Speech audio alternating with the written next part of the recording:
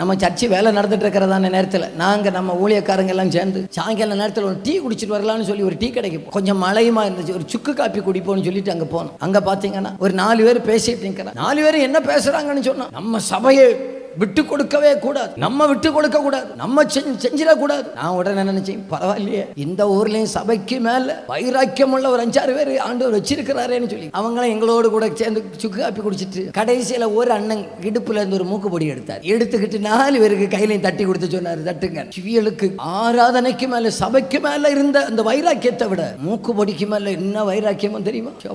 நாம பயங்கர வைராக்கியம் போல எல்லாம் காட்டிக்கிட வேண்டியது. எச்சரிக்கிறதான நேரத்துல அன்றைக்கு நான் ஒரு ஆளுக்கு சுயரூபம் தெரியும். எச்சரிக்கிறதான நேரத்தில் அன்றைக்கு தான் ஒரு ஆளுடைய நல்ல திருந்தனும் ஆசீர்வதிக்கப்படணும் உள்ள முதல் படி எச்சரிக்கப்படுகிறதான நேரத்தில் தான் தெரியும். அபிஷேகம் பண்ணப்படுறதான நேரத்தில் எஸ்ஆரன தலையை குனிஞ்சுக்கிட்டு நின்ன தாவீது அரணை விட்டு வாருமையா வெளியேன்னு சொல்கிறதான நேரத்தில் எஸ்ஆரன பரிவாரங்களை கூட்டிக் கொண்டு வெளியே வருகிற தாவீது நீயே அந்த மனுஷன் என்று சொல்லுகிறதான நேரத்திலையும் இருதயம் நொறுங்கி எஸ்ஆர் என்று சொல்லுகிறவர்கள் தான் தேவனால் உயர்த்தப்படுகிறவர்கள்.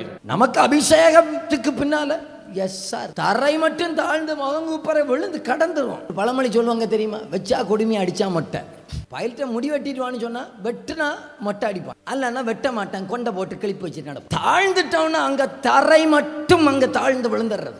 அதே இடத்துல நாத்தான் தீர்க்கதரிசி வந்தாச்சுன்னா எழும்பி நின்று உன்னை தெய்வமா அனுப்புனாரு. எச்சரிக்கிறதான நேரத்துல நொறுங்குண்ட இருதயத்தை ஆண்டவர் நமக்கு தருவாராக. முதல்ல அப்பாட்ட கேட்போம், தெய்வமே நான் குறை உள்ளவன், என்னுடைய இருதயம் நொறுக்கப்படட்டும் ஆண்டவரே, மன கடினங்கள் மாறட்டும் ஆண்டவரே.